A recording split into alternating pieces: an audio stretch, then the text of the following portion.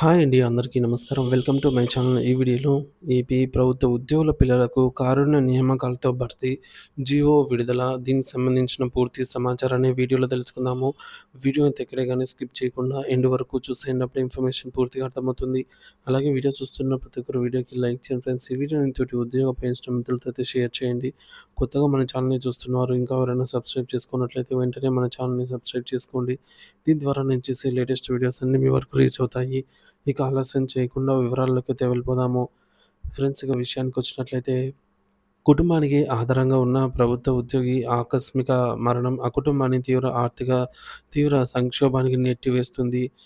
అటువంటి నిస్సహాయత స్థితిలో ఉన్న కుటుంబాలకు మానవతా దృక్పథంతో అండగా నిలిచేందుకే కారుణ్య నియామక పథకాన్ని ప్రభుత్వం అమలు చేస్తుంది. అయితే ఈ ప్రక్రియలో అనేక సందేహాలు, అపోహలు తలెత్తుతున్నాయి. ఈ నేపథ్యంలో వివిధ సందర్భాల్లో ప్రభుత్వం జారీ చేసిన స్పష్టమైన ఉత్తర్వులు, మెమోలు ఆధారంగా తరచుగా ఎదురయ్యే సమస్యలకు ఇక్కడ వివరణ కూడా ఇవ్వడం జరిగింది. అలాగే కారుణ్య నియామకాలకు సంబంధించి తాజా సమాచారం కూడా వీడియోలో అయితే పూర్తిగా తెలుసుకుందాము. సాధారణ నియమాలు మరియు అర్హతలు. లింగ వివక్షతకు తావులేదు. కొడుకు, కూతురు ఇద్దరూ సమానమే కారుణ్య నియామకాలకు. మరణించిన ఉద్యోగికి కారుణ్య నియామకం ఇచ్చే విషయంలో కూతురైనా, కొడుకైనా ఇద్దరి పట్ల ఎటువంటి వివక్ష చూపకూడదు. కొడుకుకి ఏ ప్రాతిపదికన ఉద్యోగం ఇస్తారో అదే ప్రాతిపదికన కూతురికి కూడా ఉద్యోగ అవకాశం కల్పించాలి అని చెప్పి సాధారణ పరిపాలనా శాఖ GAD memo number 14073 dated on 14th November 2003 అయితే చెప్తోంది. ఇక రెండోది, వివాహిత కుమార్తెలకు అర్హత. మరణించిన ఉద్యోగి సంతానంగా కేవలం వివాహిత కుమార్తె మాత్రమే ఉన్నప్పటికీ ఆమెకు కారుణ్య నియామకం పొందే హక్కు ఉంది. ఆమె వివాహిత అనే కారణంతో నియామకాన్ని నిరాకరించకూడదు అని చెప్పి GAD memo number 1164/19 dated on 8th October 2003 మరియు memo number 30350 dated on 3rd July 1999 అయితే చెప్తున్నాయి. ఇకపోతే మూడవది, అవివాహిత ఉద్యోగి మరణిస్తే. వివాహం కాని ఉద్యోగి మరణించిన సందర్భంలో వారిపై ఆధారపడిన తమ్ముడు, చెల్లెలు, అన్నయ్య లేదా అక్కయ్యలతో అర్హులైన ఒకరికి కారుణ్య నియామకం కింద ఉద్యోగం ఇవ్వవచ్చు. ఈ మేరకు GOMs number 18 GAD dated on 6th February 2023 చెప్తోంది. ప్రత్యేక సందర్భాలు మరియు సడలింపులు. మైనర్ పిల్లల విషయంలో నియామకాలు. మరణించిన ఉద్యోగికి మైనర్ పిల్లలు అంటే 18 సంవత్సరాల లోపు ఉన్నవారు ఉంటే, ఒకవేళ ఉద్యోగి మరణించిన 1 సంవత్సరం లోపు తమ పిల్లలకు మేజరిటీ అంటే 18 ఏళ్ళు వచ్చిన తర్వాత ఉద్యోగం ఇవ్వాలని దరఖాస్తు చేసుకోవాలి.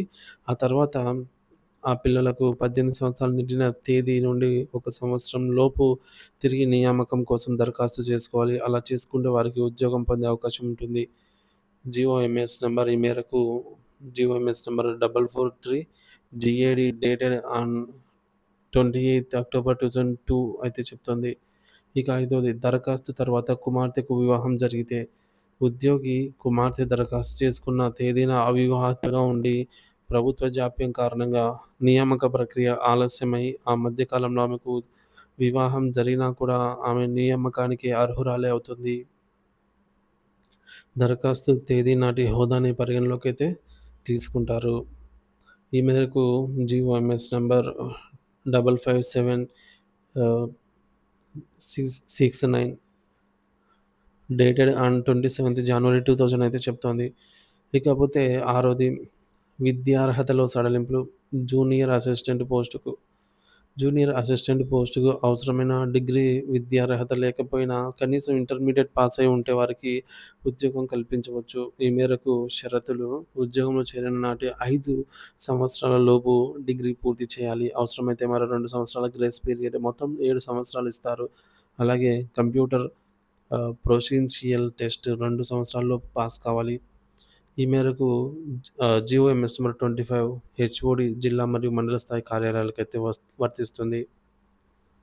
ఏడవది, తాత్కాలిక లేదా డైలీ వేజ్ ఉద్యోగుల కుటుంబాలకు.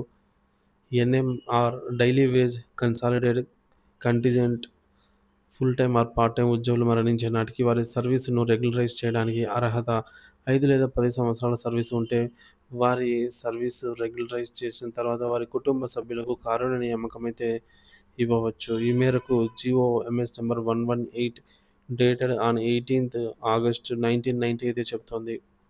దరఖాస్తు ప్రక్రియ మరియు కాలపరిమితి. ఎనిమిదవది వయస్సు మరియు అర్హత ప్రామాణిక తేదీ. దరఖాస్తు చేసుకున్న తేదీనే అపాయింట్మెంట్ డేట్‌నే వయస్సు, అర్హతలకు ప్రామాణికంగా అయితే తీసుకుంటారు.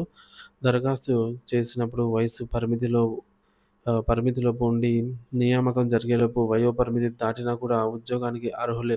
ఉద్యోగి మరణించిన తేదీని కూడా దరఖాస్తు తేదీగానే పరిగణించాలి. ఈ మేరకు మెమో నంబర్ 24416 ఏజ్ మరియు మెమో నంబర్ 34830 డేటెడ్ ఆన్ 19థ్ ఆగస్ట్ 1997 అయితే చెప్తోందనమాట క్వాలిఫికేషన్. ఇక తొమ్మిదవది ఏ పోస్టుకు అవకాశం లేదు అంటే రికార్డ్ అసిస్టెంట్ వంటి పోస్టులకు డైరెక్ట్ రిక్రూట్మెంట్ విధానం లేదు కాబట్టి ఆ పోస్టులలో కారుణ్య నియామకం ఇవ్వకూడదు. కేవలం డైరెక్ట్ రిక్రూట్మెంట్ కోటా ఉన్న పోస్టులనే ఉదాహరణకు junior assistant, typist, office subordinate నియామకం మాత్రమే చేపట్టాలి. ఈ మేరకు memo number 536 dated on ninth October 1996 అయితే చెప్తోంది. ఇకపోతే పదవది అవసరమైన పత్రాలు చెక్ లిస్ట్. దరఖాస్తుతో పాటు ఈ క్రింది పత్రాలను కూడా జత చేయాలి. పదవి విరమణ పత్రం, డెత్ సర్టిఫికేట్, వారసత్వ ధృవీకరణ పత్రం, లీగల్ హైర్ సర్టిఫికేట్ సంబంధిత తహసీల్దార్ జారీ చేస్తారు. అలాగే ఆర్థిక స్థితి ధృవీకరణ పత్రం, no property or financial status certificate tahsildar గారు జారీ చేసి ఆర్డీఓ కౌంటర్ సైన్ చేస్తారు. కుటుంబంలో సంపాదించే వారు లేరని ధృవీకరణ పత్రం, no earning member certificate tahsildar గారు జారీ చేస్తారు. దరఖాస్తుదారుడి విద్యార్హత సర్టిఫికేట్, అలాగే కుటుంబంలో అర్హులైన ఇతర సభ్యులు ఉంటే వారి నుండి అభ్యంతరకర లేఖ, నో అబ్జెక్షన్ సర్టిఫికేట్, ఎన్ఓసి ఇవన్నీ తీసుకోవాలి. ఇక నియామకం లేదా ఎక్స్ గ్రేషియా. శాఖలోని ఖాళీ ఉంటే మరణించిన ఉద్యోగి పనిచేసిన శాఖలోని వారి వారసులకు అర్హతకు తగిన ఖాళీ ఉంటే ఆ శాఖ నియామక అధికారి నేరుగా నియామకం చేపట్టవచ్చు. కలెక్టర్ పూల్కు పంపించాల్సిన అవసరం లేదు. ఈ మేరకు GOMS number 215 GAD dated on eighth April 1993 అయితే చెప్తుంది. ఇక 12 ఉద్యోగం ఇవ్వలేని పక్షంలో ఎక్స్ గ్రేషియా. కుటుంబంలో ఎవరికీ కనీస అర్హతలు లేకపోవడం లేదా ఇతర కారణాల వల్ల ఉద్యోగం ఇవ్వలేని పరిస్థితుల్లో వారికి కారుణ్య నియామకానికి బదులు ఎక్స్ గ్రేషియా చెల్లించబడుతుంది. అనగా చివరి శ్రేణి ఉద్యోగికి అయితే 5,00,000, నాన్ గెజిటెడ్ ఉద్యోగికి అయితే 8,00,000, అలాగే గెజిటెడ్ అధికారి అయితే 10,00,000. ఈ మేరకు GOMS number 114 dated on 21 August 2017 అయితే చెప్తుంది. ఈ సమాచారం కారుణ్య నియామకాల కోసం దరఖాస్తు చేసుకునే వారికి సహాయపడుతుందని అయితే వారి సందేహాలను నివృత్తి చేస్తుంది అని అయితే ఆశిస్తున్నాను. ఇకపోతే తాజా పరిస్థితి. గత 5, 6 సంవత్సరాలుగా ముఖ్యంగా కరోనా మహమ్మారి మొదటి రెండవ దశలలో ప్రాణాలు కోల్పోయిన అనేక మంది ప్రభుత్వ ఉద్యోగులు, ఉపాధ్యాయుల కుటుంబాలు కారుణ్య నియామకాల కోసం కళ్ళల్లో ఒత్తులు వేసుకొని ఎదురుచూస్తున్నాయి. ఇతర శాఖల్లో నియామకాలు ఒక క్రమపద్ధతిలో జరుగుతున్నప్పటికీ పంచాయతీరాజ్ శాఖలో మాత్రం ఖాళీలు లేవనే సాంకేతిక కారణంతో నియామక ప్రక్రియ పూర్తిగా స్తంభించిపోయింది. దీంతో ఉద్యోగం వస్తుందనే ఆశతో ఉన్న యువత, వారి కుటుంబ సభ్యులు తీవ్ర ఆర్థిక ఇబ్బందులతో అనిశ్చితితో కొట్టుమిట్టాడుతున్నారు. ఈ నేపథ్యంలో కారుణ్య నియామకాల కోసం ఎదురుచూస్తున్న బాధితులు పలు దఫాలుగా ఉప ముఖ్యమంత్రి పవన్ కళ్యాణ్‌ను కలిసి తమ గోడు వెళ్లబోసుకున్నారు. వారి ఆవేదనను, దయనీయ స్థితిని అర్థం చేసుకున్న ఆయన తక్షణమే స్పందించారు. ఈ సమస్య తీవ్రతను గ్రహించి బాధితుల పూర్తి వివరాలను, పెండింగ్‌లో ఉన్నటువంటి దరఖాస్తుల సంఖ్యను తనకు సమర్పించాల్సిందిగా సంబంధిత శాఖ అధికారులను ఆదేశించారు. ఆయన ఆదేశాలతో అధికారిక యంత్రాంగం కదిలింది. అధికారులు తక్షణమే కారుణ్య నియామకాలకు సంబంధించి ఫైల్‌ను సిద్ధం చేశారు. అధికారులు అందించిన సమాచారం మేరకు పంచాయతీరాజ్ శాఖలో కారుణ్య నియామకాల కోసం దాదాపు 2,744 మంది దరఖాస్తు చేసుకున్నారు.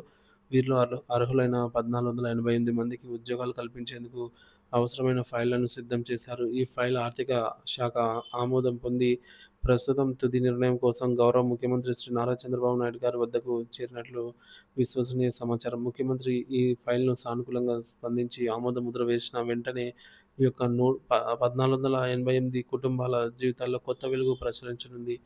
ఈ మేరకు ఏళ్లుగా ఎదురుచూస్తున్న ఉద్యోగం లేక ఎన్నో అవమానాలు, ఆర్థిక కష్టాలు పడ్డ మా కుటుంబ సభ్యులను కోల్పోయి కోల్పోయిన సర్వీస్‌లను వెనక్కి తేలేం కానీ, ఈ ఉద్యోగం వస్తే మా కుటుంబాలకు కొంత ఊరట లభిస్తుంది. పవన్ కళ్యాణ్ గారు మా సమస్యలను అర్థం చేసుకున్నారు. ఇప్పుడు ముఖ్యమంత్రి చంద్రబాబు నాయుడు గారు కూడా మానవతా దృక్పథంతో ఆలోచించి వీలైనంత త్వరగా మాకు న్యాయం చేయాలని బాధితులు ఆశాభావం వ్యక్తం చేస్తున్నారు.